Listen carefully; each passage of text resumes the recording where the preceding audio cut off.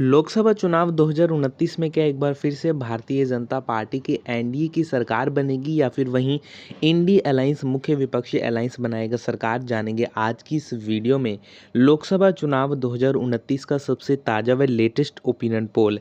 2024 में जिस तरह भारतीय जनता पार्टी ने शानदार जीत हासिल की थी, भारतीय जनता पार्टी को स्पष्ट बहुमत तो नहीं मिल पाया, लेकिन गठबंधन करके भारतीय जनता पार्टी ने जिस तरह शानदार प्रदर्शन किया है, क्या उससे अगले लोकसभा चुनाव में भारतीय जनता पार्टी को फायदा होगा या नुकसान, जानेंगे आज की इस वीडियो में। लोकसभा की संपूर्ण 543 सीटों का सबसे ताज़ा व लेटेस्ट आज का ओपिनियन पोल।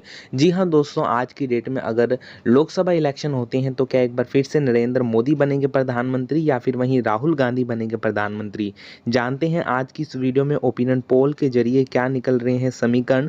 आप इस वीडियो को लाइक और लाल बटन दबाकर चैनल को सब्सक्राइब जरूर से कर लीजिएगा। सबसे पहले बात कर लेते हैं यूपी की कुल 80 लोकसभा सीटों के बारे में। तो यहाँ से 62 सीटें NDA alliance Bharatiya Janata party के गठबंधन का अलायंस जीत सकता है, जबकि मुख्य विपक्षी महागठबंधन 18 सीटें जीत सकता है। महाराष्ट्र की 48 लोकसभा सीटों में आगामी लोकसभा चुनाव में भारतीय जनता पार्टी का एनडीए 30 सीटें जीत सकता है, जबकि मुख्य विपक्षी महागठबंधन 18 सीटें जीत सकता है। वहीं आंध्र प्रदेश की 25 लोकसभा सीटों में से ओपिनियन पोल के अनुसार 15 सीटों पर एनडीए की जीत हो सकती है, 10 सीटें महागठबंधन जीत दर्ज कर सकता है। वहीं अगर चर्चा पश्चिम बंगाल की 42 लोकसभा सीटों की करें तो जी हाँ बता दें, 42 लोकसभा सीटों में से भारतीय जनता पार्टी का एनडीए 30 सीटें जीत सकता है, जबकि महागठबंधन को 12 सीटों पर विजय मिल सकती है। बिहार की 40 लोकसभा सीटों की चर्चा करें तो जी हाँ बता दें, ओपिनियन पोल के अनुसार 40 में से 17 सीटों पर एनडीए, 23 सीटों पर इंडी अलायंस यानी कि इंडिया की जीत हो सकती है, महागठबंधन की जीत हो सकती है। तमिलनाडु की 39 सीटों की बात करें तो 5 सीटों पर एनडीए की जीत हो सकती है अगले लोकसभा चुनाव में, जबकि 30 सीटें महागठबंधन जीत सकता है।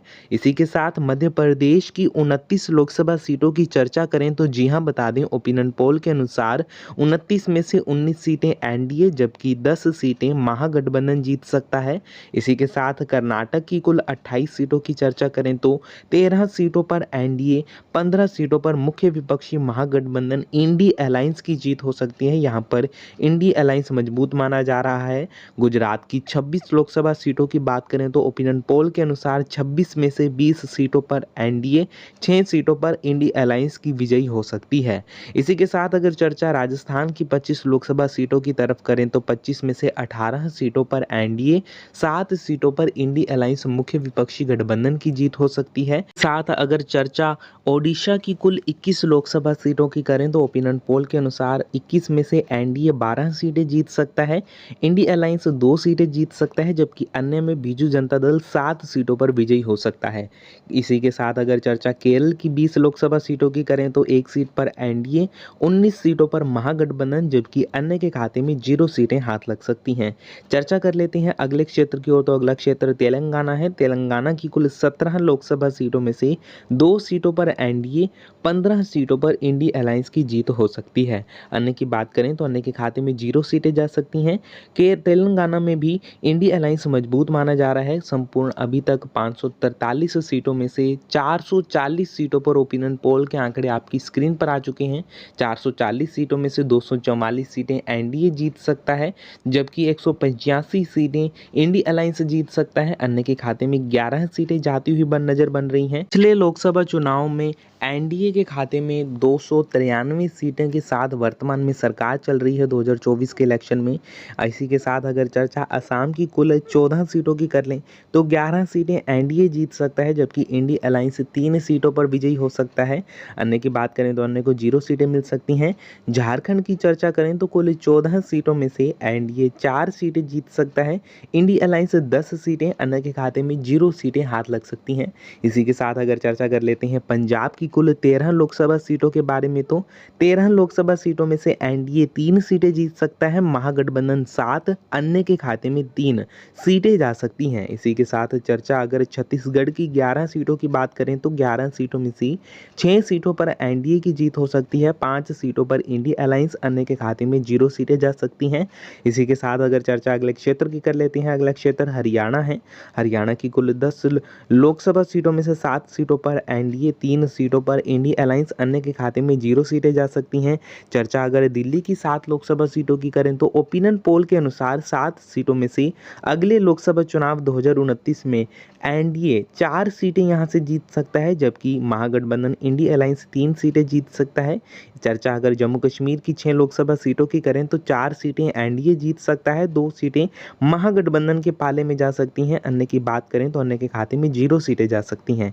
इसी के साथ अगर चर्चा उत्तराखंड की 5 सीटों की कर लें तो ओपिनियन पोल के अनुसार 5 में से 3 सीटें एनडीए, 2 सीटों पर महागठबंधन की जीत हो सकती है। अन्य की बात करें तो अन्य को 0 सीटें जा सकती हैं। इसी के साथ अगर चर्चा अगले क्षेत्र की कर लेते हैं, हिमाचल प्रदेश निकल कर आ रहा है। हिमाचल प्रदेश में 4 लोकसभा की सीटें आती हैं, जिसमें से 2 सीटें अगले चुनाव में एनडीए जीत सकता है, 2 ही सीटें महागठबंधन जीत सकता है। इसी के साथ अगर चर्चा अगले क्षेत्र अरुणाचल प्रदेश की करें तो अरुणाचल प्रदेश में 2 लोकसभा सीटों में से 2 की 2 सीटें एनडीए जीत सकता है। महागठबंधन की बात करें तो इंडिया अलायंस से 0 सीटें, अन्य के खाते में भी 0 सीटें जा सकती हैं। गोवा की 2 सीटों की बात करें तो गोवा राज्य की कुल 2 लोकसभा सीटों में से 2 की 2 सीटों पर एनडीए की जीत हो सकती है। एनडीए यहां पर मजबूत माना जा रहा है। इसी के साथ अगर चर्चा अगले क्षेत्र त्रिपुरा की कर लें, त्रिपुरा राज्य की कुल 2 लोकसभा सीटों में से दोनों ही सीटों पर एनडीए की विजयी हो सकती है। अन्य सभी पार्टियां, अन्य सभी महागठबंधनों को 0 सीटें ही जाती हुई प्रतीत हो रही हैं। इसी के साथ अगर चर्चा कर लेती हैं मणिपुर की कुल 2 लोकसभा सीटों के बारे में तो मणिपुर की कुल 2 लोकसभा सीटों में से 2 की 2 सीटों पर एनडीए की जीत हो सकती है।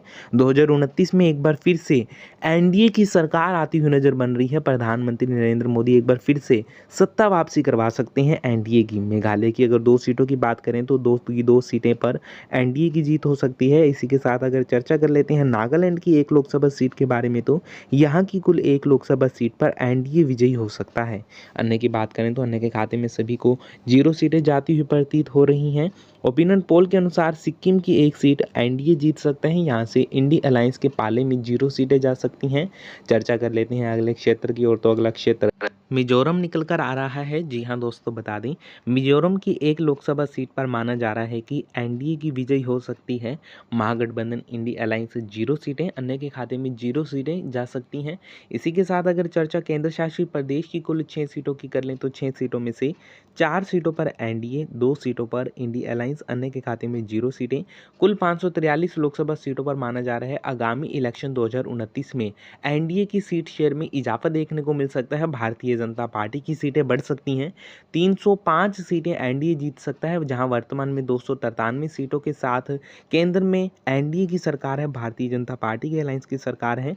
अगले इलेक्शन में ये सीटें बढ़ सकती हैं, जबकि इंडिया अलायंस की सीट शेयर में डाउनफॉल आ सकता है तकरीबन 10 सीटों का। इस पर आपकी क्या राय है? नीचे कमेंट बॉक्स में अपनी राय जरूर से दें और नीचे कमेंट बॉक्स में ज़रूर बताएं कि आप सबसे पसंदीदा प्रधानमंत्री नेता उम्मीदवार की लिस्ट में सबसे आगे किस नेता को मानते हैं। नीचे कमेंट बॉक्स में उसका नाम जरूर से टाइप कीजिएगा। साथ ही दोस्तों, अगर आपने इस वीडियो को अभी तक लाइक नहीं किया है तो इस वीडियो को लाइक करने के साथ ही लाल बटन दबाकर चैनल को सब्सक्राइब करके इस वीडियो को ज़्यादा से ज़्यादा शेयर कीजिएगा। हम मिलते हैं एक और नए ताज़ा व लेटेस्ट ओपिनियन पोल में। तब तक के लिए जय हिंद, जय भारत, जय किसान, धन्यवाद।